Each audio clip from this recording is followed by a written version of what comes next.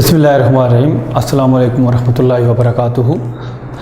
आज हम chapter 3 programming language second year ICS का टॉपिक पढ़ने लगे, क्योंकि इससे पहले हमने सारे के सारे ऑपरेटर्स पढ़ लिए, वेरिएबल्स पढ़ लिए, कांस्टेंट पढ़ लिए, डेटा टाइप्स पढ़ ली, सारी चीज़ें तकरीबन आलमोस्ट हमने पढ़ ली।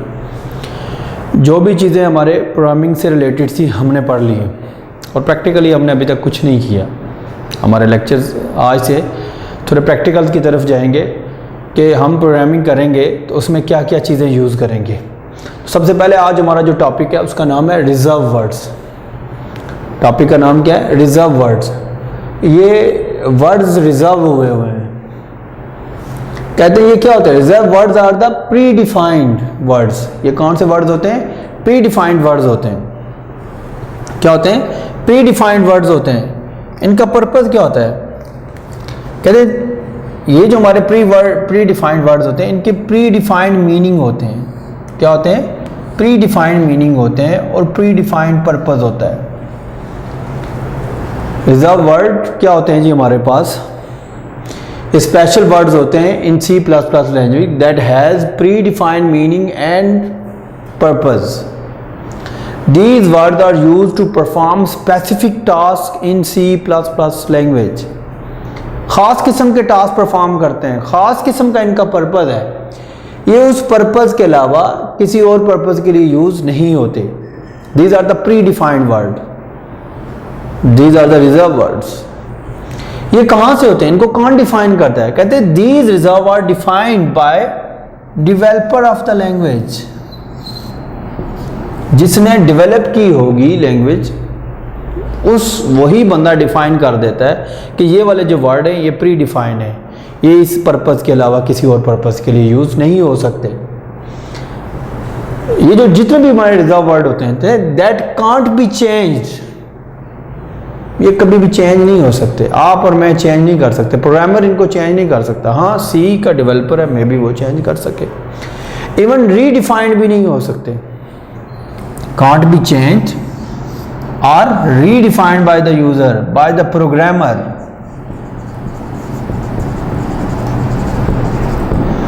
प्रोग्रामर भी इसको रीडिफाइन नहीं कर सकता, इसको चेंज नहीं कर सकता। याद रख लीजिएगा, जितने भी हर प्रोग्रामिंग लैंग्वेज के अपने रिजर्व वर्ड हैं, ये कंपाइलर को हेल्प करते हैं कंपाइलेशन के प्रोसेस में। जब भी वो रिजर्व वर्ड देखेगा तो कंपाइलर इसका स्पेसिफिक टास्क परफॉर्म कर देगा। हमारे पास जो रिजर्व वर्ड होते हैं इनका दूसरा नाम होता है these are also called keywords. क्या कहते हैं इनको? कीवर्ड्स भी कहते हैं हम लोग। C लैंग्वेज में नॉर्मली कितने होते हैं? 80 कीवर्ड्स होते हैं। कितने होते हैं जी? 80 रिजर्व वर्ड होते हैं। MCQs आ सकता है इसका। हाँ, C में 32 कीवर्ड्स होते हैं। लेकिन याद रख लीजिएगा ये 80 भी चलें, इस बुक की हद तक तो ठीक है। ये डिपेंड करता है कि कौन सा वर्जन हम यूज़ कर रहे हैं C++ का। varies depending on the version of the C++। याद रखिएगा जितने भी रिजर्व वर्ड है हमेशा लोअर केस लेटर में लिखे जाते हैं। कौन से लेटर में लिखे जाते हैं? लोअर केस लेटर्स में लिखे जाते हैं। क्या क्या एग्जांपल है रिजर्व वर्ड की? इंटीजर हो गया, हमने जो पढ़ लिया अभी तक। फ्लोट हो गया, चार हो गया, इफ हो गया, स्विच हो गया, डू हो गया, ऑटो हो गया, क्लास हो गया, पब्लिक हो गया, ब्रेक हो गया। ये सारे के सारे क्या हमारे पास रिजर्व वर्ड्स हैं। तो ये शॉर्ट क्वेश्चन बोर्ड में कई दफ़ा आता है डिफाइन रिजर्व वर्ड या explain reserve word with example. ये प्रॉपर डेफिनेशन लिख के अपने की पॉइंट्स इनके ये तकरीबन सारे लिखने और एग्जांपल लिख लीजिएगा। ये मार्क्स आपको 3 मार्क्स मिल जाएंगे इंशाल्लाह। ये रिजर्व वर्ड है। उसके बाद बेसिकली हमने आगे लेके चलना है, प्रोग्रामिंग करनी है। प्रोग्रामिंग में हमने इनपुट भी हमें चाहिए होती है प्रोग्राम के लिए, और प्रोग्राम का हमें आउटपुट भी चाहिए। इनपुट क्या होता है ये हमें पता होना चाहिए। सिंपल सी डेफिनेशन है, अगर हम शुरू से आज तक पढ़ते ही आए हैं। The process of providing data to the program is called input. Programming की अगर बात करें, कंप्यूटर प्रोग्रामिंग में क्या होती है? The process of providing data to the program, इसको हम इनपुट कहते हैं। Any data that is given to the program is called input. Mostly ये इनपुट होता है। इनपुट हम ज्यादातर कहां से देते हैं? याद रख लीजिएगा, mostly input is given by keyboard. तो जो कीबोर्ड से हमें इनपुट दी जाती है उसको हम कहते हैं स्टैंडर्ड इनपुट। क्या कहते हैं उनको?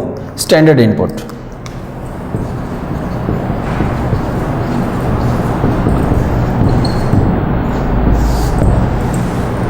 अगर स्टैंडर्ड इनपुट डिवाइस बात करें प्रोग्रामिंग में तो वो कौन सी होती है? कीबोर्ड होती है। तो ये इनपुट होती है, प्रोग्राम के अंदर हम डाटा जो देंगे वो इनपुट होगा। ज़ाहिर बात है वो डाटा जब प्रोसेस होगा उसके बाद हमें मिलेगा तो उसको हम क्या कहेंगे? प्रोसेस ऑफ डिस्प्लेइंग आउटपुट या डाटा ऑन स्क्रीन, वो हमारे पास आउटपुट है। Result showed by the computer by the program is called output. ये हमारे पास आउटपुट है। मोस्टली आउटपुट कहाँ पे नजर आती है? हमें मॉनिटर पे नजर आती है। मॉनिटर वो डिवाइस है जो मोस्टली हमें आउटपुट दिखा रही होती है। तो मॉनिटर हमारे पास स्टैंडर्ड आउटपुट डिवाइस है। कौन सी डिवाइस हमारे पास? मॉनिटर हमारे पास स्टैंडर्ड आउटपुट डिवाइस है। तो ये इनपुट आउटपुट है, यानी प्रोग्राम में हम डाटा देंगे भी प्रॉपर कीबोर्ड के थ्रू देंगे, और भी कोई डिवाइस हो सकती है। प्रोग्राम से डाटा हम लेंगे भी, वो हमारी आउटपुट होगी।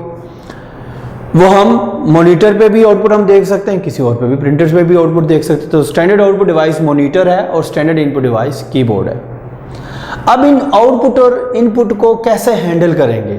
सी लैंग्वेज के अंदर डिफरेंट मेथड से हैंडल करते हैं और सी प्लस प्लस के अंदर डिफरेंट मेथड से हैंडल करते हैं। तो सी प्लस प्लस में स्ट्रीम का कंसेप्ट है। किस चीज़ का कंसेप्ट है? स्ट्रीम का कंसेप्ट है। ये स्ट्रीम क्या होती है? अगर मैं इसकी सिंपल सी डेफिनेशन करूं तो stream can be defined as flow of data. इसको कैसे डिफाइन करते हैं? ये फ्लो ऑफ डाटा को डिफाइन कर रही होती है स्ट्रीम। अब ये फ्लो ऑफ डाटा क्या है? बेसिकली स्ट्रीम हमें डिफाइन करती है डाटा कैसे जाएगा और कैसे वापस आएगा, किस में जाएगा और कहां से वापस आएगा, प्रोग्राम में कैसे हम इनपुट करेंगे और प्रोग्राम से कैसे वापस आउटपुट करेंगे। होता क्या है स्ट्रीम? स्ट्रीम हमारे पास क्या होते हैं? ऑब्जेक्ट्स होते हैं जी। क्या होते हैं? ऑब्जेक्ट्स होते हैं। स्ट्रीम क्या हमारे पास? ऑब्जेक्ट है जो प्रोग्रामर यूज करता है। प्रोग्राम में ये ऑब्जेक्ट यूज होता है, स्ट्रीम ऑब्जेक्ट। किस पर्पज के लिए यूज है? That use to insert characters.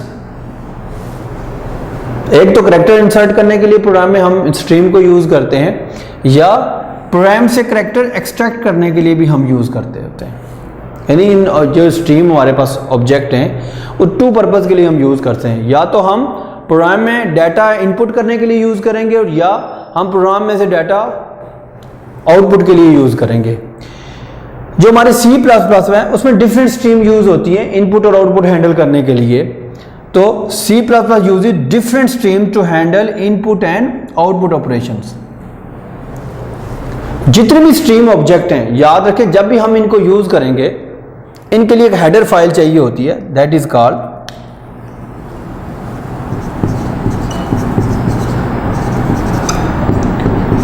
iostream.h। Input output stream.h। जितने भी हमारी इनपुट स्ट्रीम होगी या आउटपुट स्ट्रीम होगी, अगर हमने इन ऑब्जेक्ट्स को यूज करना है तो सबसे पहले हमें हेडर फाइल चाहिए होगी iostream.h। अब हम देख लेते हैं, पहले आउटपुट स्ट्रीम पढ़ लेते हैं, फिर हम इनपुट स्ट्रीम पढ़ लेते हैं, फिर इनपुट के भी कुछ प्रोग्राम लिख लेंगे और फिर हम आउटपुट के भी कुछ प्रोग्राम लिखेंगे। तो ये स्ट्रीम थी, इसके बाद हम देखते हैं। अब हम पढ़ लेते हैं आउटपुट स्ट्रीम। आउटपुट स्ट्रीम के लिए हमें डेफिनेटली कोई स्टेटमेंट यूज़ करनी पड़ेगी, तो उसके लिए स्टेटमेंट है आज हमारे पास सी आउट स्टेटमेंट। कौन सी स्टेटमेंट है जी? C out statement. C out statement, C out से क्या होता है? C out stand for console output. क्या होगी? कंसोल आउटपुट, यानी हमें आउटपुट दे रही होगी। ये क्या करती है? कहते हैं C out statement is use to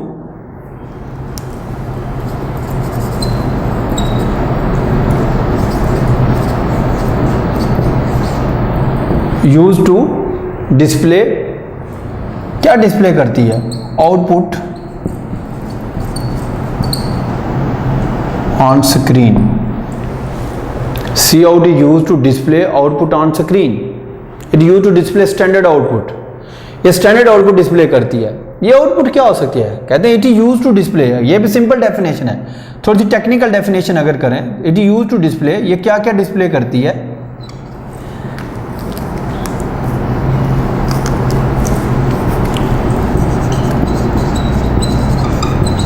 message on screen,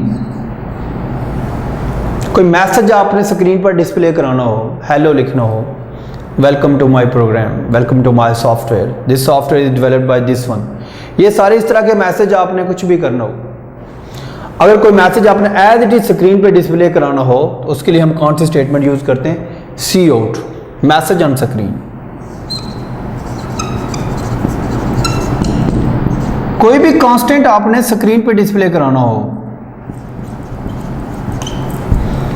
तब भी आप क्या यूज करते हैं? C out.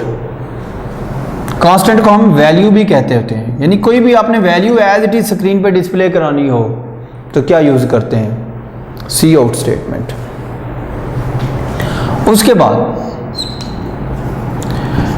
अगर किसी वेरिएबल की वैल्यू आपने स्क्रीन पे डिस्प्ले करानी हो, वैल्यू ऑफ वेरिएबल, तो क्या यूज करते हैं? C out statement. और लास्ट पे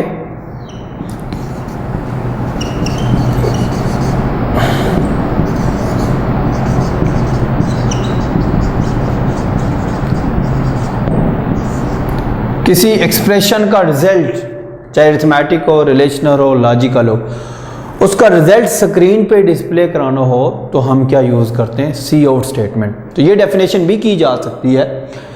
सी out statement is use to display message और कांस्टेंट और वैल्यू और a value of a variable और result of an expression on screen. ये भी हम इसकी डेफिनेशन कर सकते हैं। अब कौन से वे में कहते हैं it is use to display output on screen. थोड़ा सा ऐड कर लेते हैं, इन अ फॉर्मेटेड वे।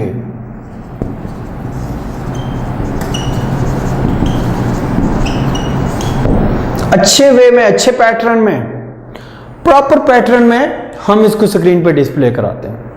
ये सी आउट का पर्पज है, ये डेफिनेशन चल रही है। उसके बाद अब डिस्प्ले कराने के लिए सी आउट स्टेटमेंट के साथ कुछ ऑपरेटर यूज होते हैं। क्या यूज होते हैं? कुछ ऑपरेटर। तो इसमें कौन सा ऑपरेटर यूज होता है? याद रखें, सी आउट, ये जो हमारे पास सी आउट स्टेटमेंट है, इसको ऑब्जेक्ट भी कहते हैं। हमेशा किसके साथ होता है? C out object is use with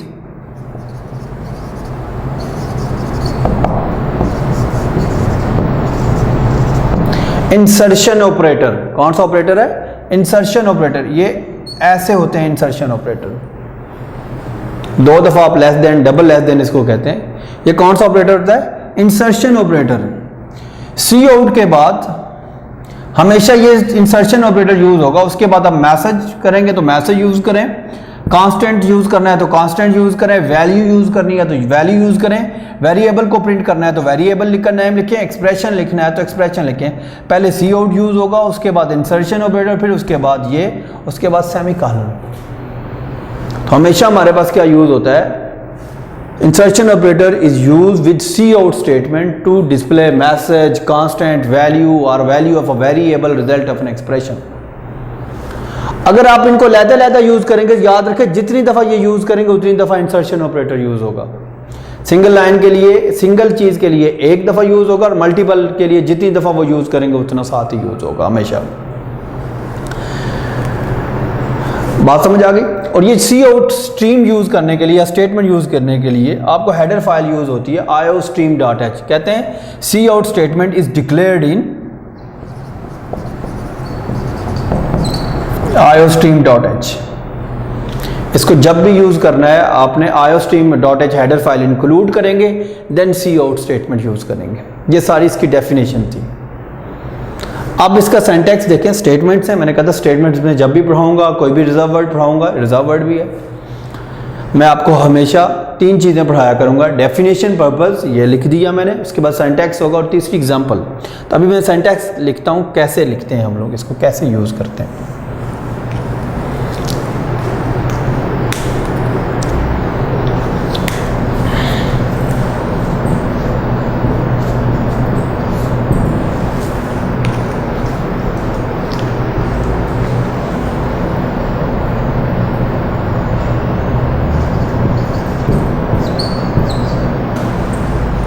C out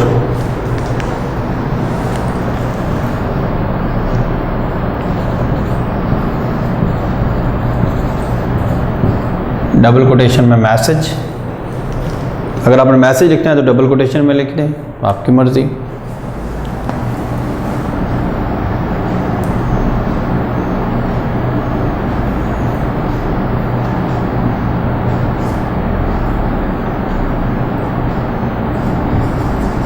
value भी लिख सकते हैं, वेरिएबल भी लिख सकते हैं और एक्सप्रेशन भी लिख सकते हैं और एंड पे सेमीकोलन लिख सकते हैं।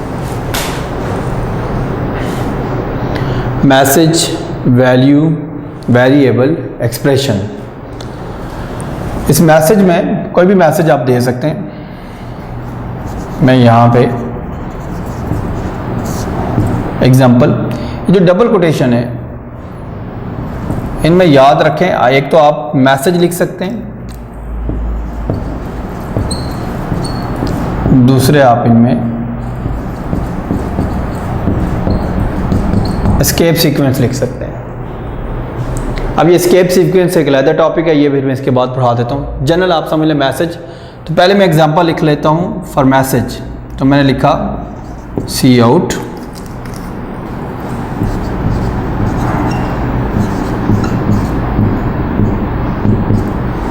डबल कोटेशन में मैंने SVS लिखा। तो स्क्रीन पर जो हमारी आउटपुट स्क्रीन होगी, सपोज मैं कहता हूँ ये हमारी आउटपुट स्क्रीन है, यहाँ पे कर्सर था तो यहाँ पे लिखा आ जाएगा SVS, ये मैसेज आ गया। हेलो लिखें, हेलो लिख लेंगे, जो मर्जी लिखें, पूरी की पूरी एक स्टेटमेंट लिखें, वो पूरी की पूरी स्टेटमेंट आ जाएगी डबल कोटेशन में। दूसरी एग्जांपल देखें इसकी, सी आउट, मैंने लिख दिया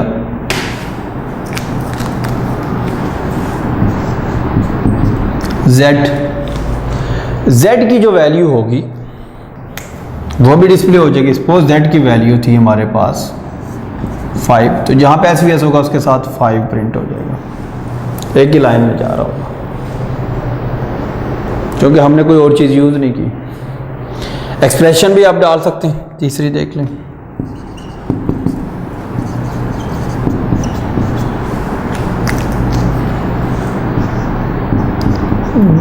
Z+10, क्या लिख दिया मैंने, Z+ एक्सप्रेशन आ गया।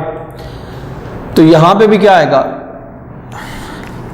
Z है हमारे पास 5 और 10 और 5 15, क्योंकि रिजल्ट ऑफ एन एक्सप्रेशन हमेशा आता है, ये 15 प्रिंट हो जाएगा।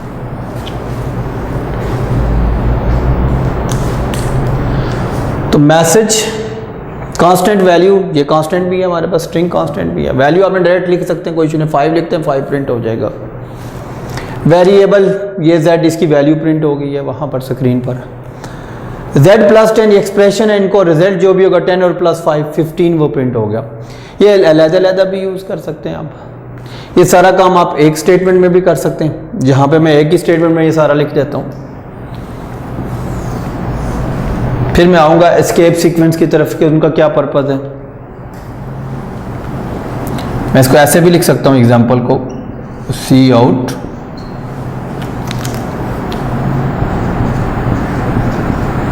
SVS, जितनी दफ़ा अलग-अलग यूज़ करेंगे उतनी दफ़ा इंसर्शन Z आ गया।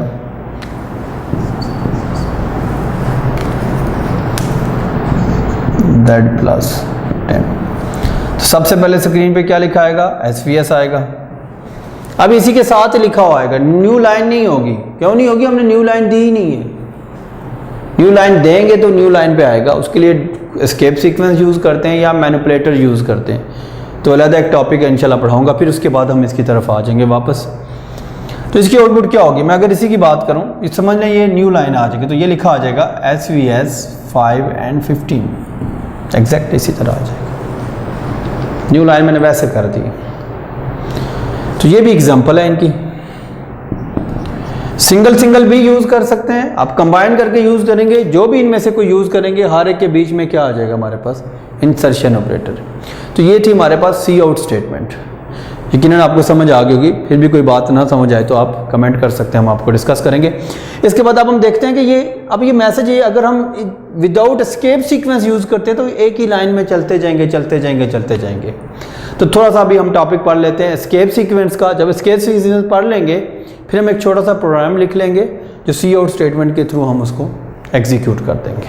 अभी सी आउट स्टेटमेंट पढ़ी थी, अब उसके अंदर मैंने कहा था कि वो अगर आप विदाउट एस्केप सीक्वेंस यूज़ करते हैं तो वो एक ही लाइन में प्रिंट होते जाएंगे। एक लाइन में कभी कभार 40 कैरेक्टर प्रिंट होते हैं, कभी कभार 80 कैरेक्टर। अब मैंने कहा था C out statement use to display the output in formatted way. Formatted way में कैसे कर सकते हैं, उसके लिए एस्केप सीक्वेंस यूज़ होते हैं। ये एस्केप सीक्वेंस क्या होता है, कहते हैं these are the special characters. ये क्या होते हैं, हमारे पास स्पेशल कैरेक्टर्स होते हैं। क्या पर्पज है इनका स्पेशल कैरेक्टर्स का, कहते हैं these are the special character that are used to control the format of the output. Output की फॉर्मेट क्या होगी, अभी आउटपुट की फॉर्मेट के क्या मीनिंग है, आप कह सकते हैं these special character are used to control the movement of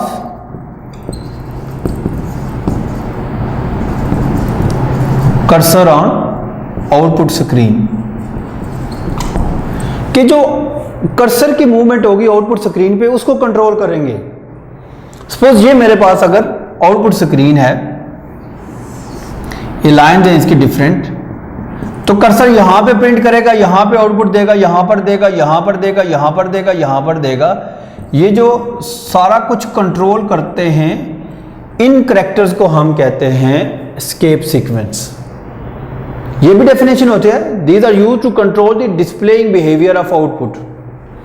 क्या कंट्रोल करते हैं जी,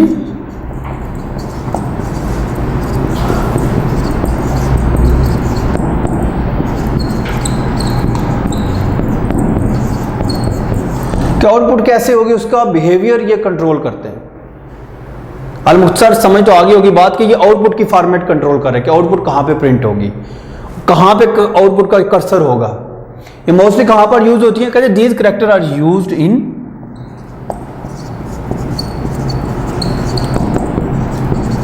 आउटपुट स्टेटमेंट। ये हमेशा आउटपुट स्टेटमेंट में यूज होती है।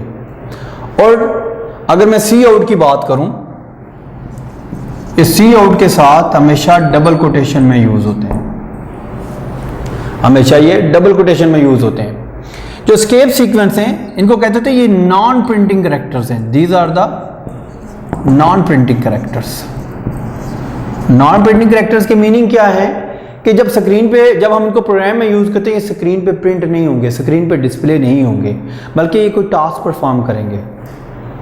वो टास्क बताता हूं क्या क्या होते हैं, याद रख लीजिएगा। जितने भी हमारे एस्केप सीक्वेंस होते हैं हमेशा स्टार्ट होते हैं बिगिन विद, किससे बिगिन करते हैं, ये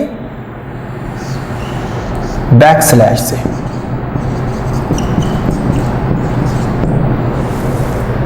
हमेशा ये बैक स्लैश से स्टार्ट होते हैं और इनके साथ कोई कैरेक्टर होता है। बैक स्लैश से स्टार्ट होते हैं और साथ यहां पे कोई इनका एक कैरेक्टर होगा। ये दोनों मिलके हम इनको कहते होते हैं, फिर ये क्या है जी हमारे पास एस्केप कैरेक्टर। कौन से कैरेक्टर हैं जी,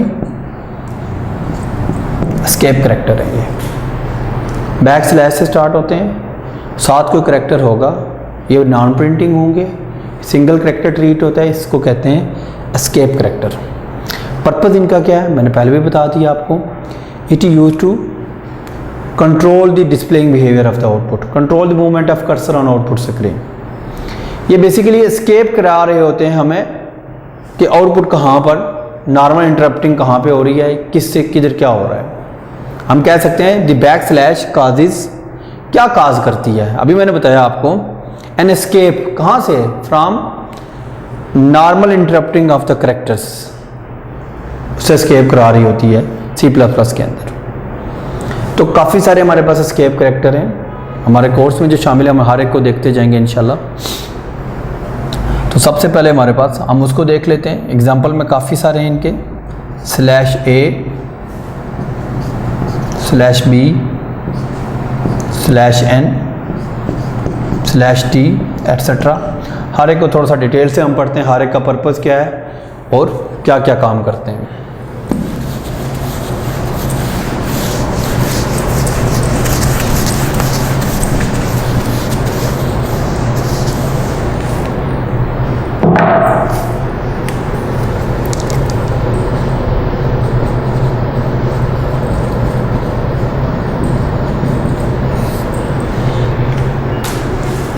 टेबल ड्रा कर लेते हैं हम लोग।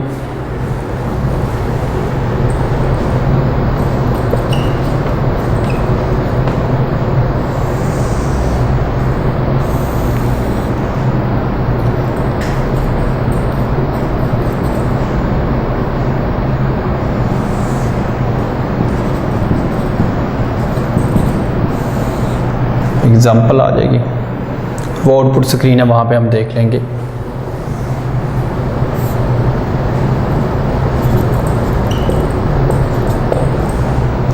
फर्स्ट हमारे पास है, सपोज मैं अगर बात करूं स्लैश एन, बहुत ही कॉमन है, बहुत ही फेमस है ये। स्लैश एन क्या करता है? स्लैश एन मतलब न्यू लाइन। पर्पस इसका क्या है? New line. जहां पे भी हम यूज़ करेंगे इसको स्लैश एन को, ये क्या करेगा? Insert new line. आउटपुट में जहाँ पे भी यूज़ करेंगे ये न्यू लाइन इंसर्ट कर देगा। कंट्रोल जो है वो beginning of the next line transfer कर देगा। ये स्लैश एन जहाँ पे भी हम यूज़ करेंगे। इसका पर्पज़ क्या हो गया? फिर दोबारा से मैं बता रहा हूँ, स्लैश एन के use to insert new line in output. It transfer the control to the beginning of new line. Clear? कैसे यूज़ करते हैं? मैंने पहले बताया कि हमेशा ये सी आउट में डबल कोटेशन में यूज़ होगा। जहाँ पे भी इसको यूज़ करेंगे न्यू लाइन आ जाएगी। मैं एग्जांपल एक लिखता हूँ,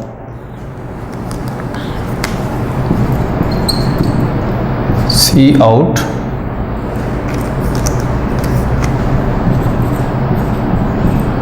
SVS स्लैश एन ISB सेमिका। ये मैसेज में कहीं पर भी यूज़ करें, एक दफ़ा यूज़ करेंगे, एक दफ़ा न्यू लाइन आएगी, दो दफ़ा यूज़ करेंगे स्लैश एन दो दफ़ा काम होगा। अब आउटपुट क्या होगी? यहाँ पे देखें, SVS slash N new line, यहाँ पे आ जाएगा ISB। फिर slash N new line, beginning of line use करेंगे, पहले न्यू लाइन हो जाएगी। टू टाइम अगर लिखेंगे slash N two time, slash N नहीं, स्लैश एन दो दफ़ा लाइन आ जाएंगी। तो ये जो स्लैश एन है हमारे पास, ये क्या करता है? न्यू लाइन इंसर्ट कर देता है। उसके बाद है हमारे पास दूसरा एस्केप सीक्वेंस, देख लें।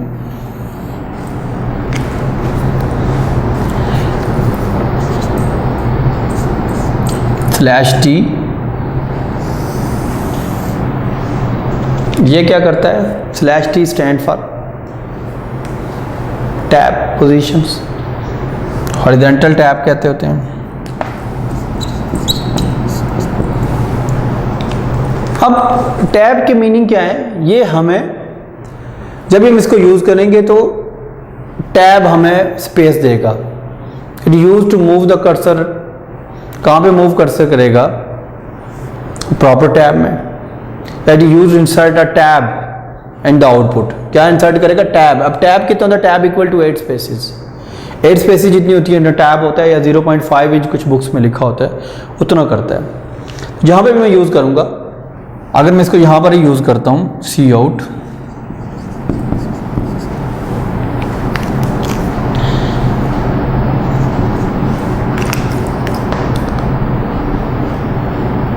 मैं पहले यूज़ कर रहा हूँ स्लैश टी,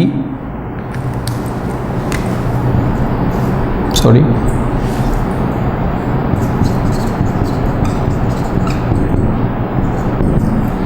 तब उसी जगह पे है कर्सर, यहाँ पे है ना अभी, तो स्लैश टी स्पेस देगा यहाँ से यहाँ तक, और यहाँ पे क्या प्रिंट कर देगा जी? पाकिस्तान प्रिंट कर देगा।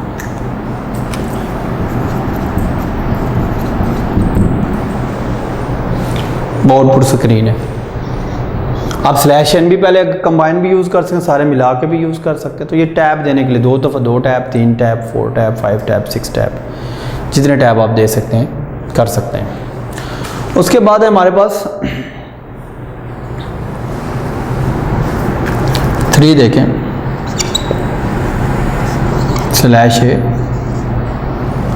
स्लैश ए कुछ लोग इसको अलर्ट कहते हैं,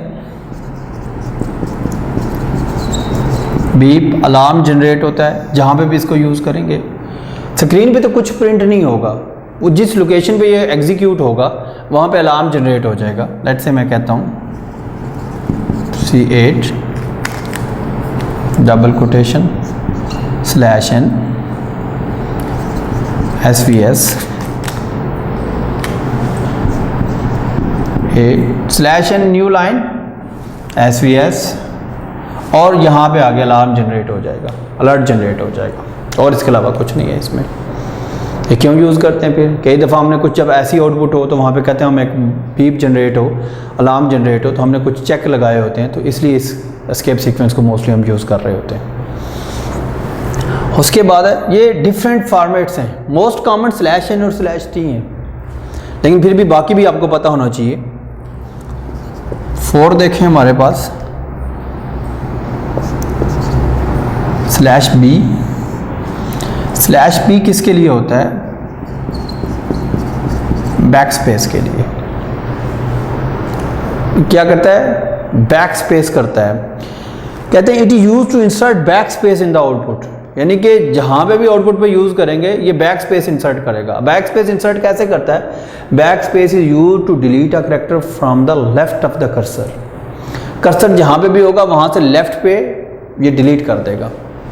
लाइक मैं एग्जांपल देता हूं, Cout, सपोज मैं /n क्योंकि न्यू लाइन आ जाए ताकि हमें चीज़ें समझ आ जाए,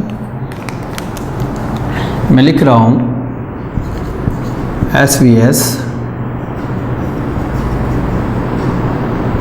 D, क्या लिखा मैंने? SVS D, और जब मैं लिखूंगा SVS D और यहाँ पे मैंने कर दिया /b, इसके बाद मैंने कर दिया /b, तो स्क्रीन पे क्या आएगा? सबसे पहले /n न्यू लाइन, जब इसको रन करेंगे तो क्या आएगा यहाँ पर? SVS और D प्रिंट हो जाएगा। कर्सर इससे साथ है, आगे लिखा है /b, बैक स्पेस होगा, तो यहाँ से बैक स्पेस होगा तो ये क्या हो जाएगा? डिलीट हो जाएगा। अब कर्सर आपका यहाँ पे आ जाएगा। 2 दफ़ा यूज़ करेंगे तो 2 दफ़ा बैक स्पेस हो गए, 3 टाइम होगा, इस तरह होगा। एक ऑप्शन है आपके पास, इसको आप यूज़ कर सकते हैं। उसके बाद हमारे पास वैसे तो एस्केप सीक्वेंस बहुत सारे हैं, 5th वाला देख लेते हैं हम लोग। /r नाम सुना होगा आपने। C और C++ में ये सेम ही है इनके पर्पस। /r जो होता है हम इसको कहते होते हैं रिटर्न टू होम या कैरेज रिटर्न, जो मर्जी कह रहे हैं आप।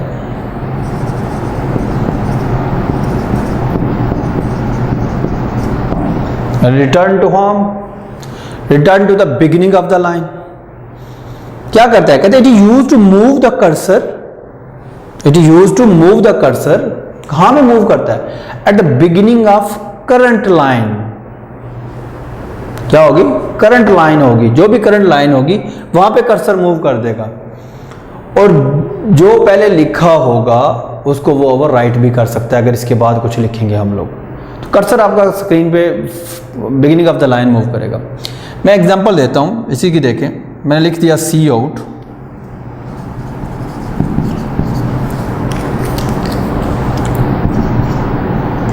/n, आदत हो गई है ISB /r XYZ SVS। ये मैंने एक स्टेटमेंट लिख दी है, ये क्या काम करेगी? Cout output /n new line आ जाएगी, यहाँ पर था कर्सर तो यहाँ पर आ गया। उसके बाद ISB, तो यहाँ पे क्या आ जाएगा जी? ISB आ जाएगा। /r कंट्रोल यहाँ पे था, अब कंट्रोल यहाँ पे आ गया, कर्सर यहाँ पर है, एक्स वाई जेड वो 3 करैक्टर लिखेगा, अगर ये पहले लिखे होंगे तो क्या हो जाएंगे, ओवर राइट हो जाएंगे, एक्स वाई जेड, फिर क्या लिखा हुआ है एस वी एस, वो देखें ओवर राइट हो गया, ये कैरेज रिटर्न है, return to home, beginning of the line, कोई इशू इसमें। उसके बाद 6 देखें, slash F, F stand for form feed, इसको कहते हैं, शायद आपके कोर्स में है या नहीं है। तो ये क्या करता है, कहते हैं कोई भी चीज़ आप ये देखें किस पे प्रिंट हो रही है, स्क्रीन पे, और किसी भी आउटपुट से पहले आप स्लैश एफ लिख देंगे, वो हमेशा प्रिंटर पे प्रिंट हो जाएगी। किस पे प्रिंट हो जाएगी, प्रिंटर पे होगी। तो ये स्लैश एफ था, फार्म फीड इसको कहते हैं, प्रिंटर पे पेपर दें और स्लैश एफ लिखें, जिससे पहले वो हमेशा किस पे प्रिंट हो जाएगा, slash F S V S, तो किस पे प्रिंट हो जाएगा, ये प्रिंटर पे से प्रिंट निकल जाएगा। ये कुछ 6 हमारे पास एस्केप सीक्वेंस थे। इसके बाद अब ये इनको प्रिंट करना हो हमने, तो फिर हम क्या करेंगे, कोई भी नॉन प्रिंटिंग करैक्टर हैं, फॉर एग्जाम्पल काफ़ी सारे नॉन प्रिंटिंग करैक्टर हैं, मैं अगर एग्जांपल दूं,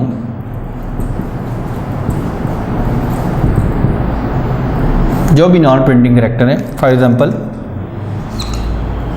ये सिंगल स्लैश नॉन प्रिंटिंग है, सिंगल कोटेशन नॉन प्रिंटिंग है, डबल कोटेशन आपने प्रिंट करना हो, इन सबको प्रिंट करना हो, फिर हम क्या करें, कहते कोई भी नॉन प्रिंटिंग अगर आपने प्रिंट करना हो, ये सिंपल फार्मूला है, उससे पहले आप लोग बैक स्लैश यूज कर लें। किसी भी नॉन प्रिंटिंग करैक्टर को प्रिंट करने से पहले बैक स्लैश यूज कर लें तो क्या हो जाएगा, वो प्रिंट हो जाएगा। मैं एग्जांपल दे रहा हूं, सी आउट स्लैश एन, मैंने प्रिंट करना है सी,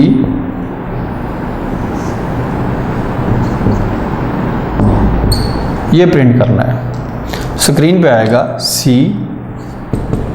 अब ये इसको प्रिंट करना हो तो इससे पहले एक और बैक स्लैश यूज कर लेंगे, डबल आ जाएगा, तो ये हमारे पास क्या आ जाएगा जी, ऐसे आउटपुट आ जाएगा। डबल कोटेशन प्रिंट करने हूं,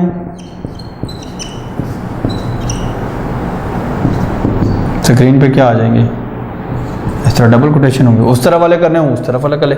जो भी आपने नॉन प्रिंटिंग अगर प्रिंट करना हो तो उससे पहले आप बैक स्लैश यूज़ करके डबल कोटेशन में यूज़ कर सकते हैं। तो ये सारे थे हमारे पास एस्केप सीक्वेंस।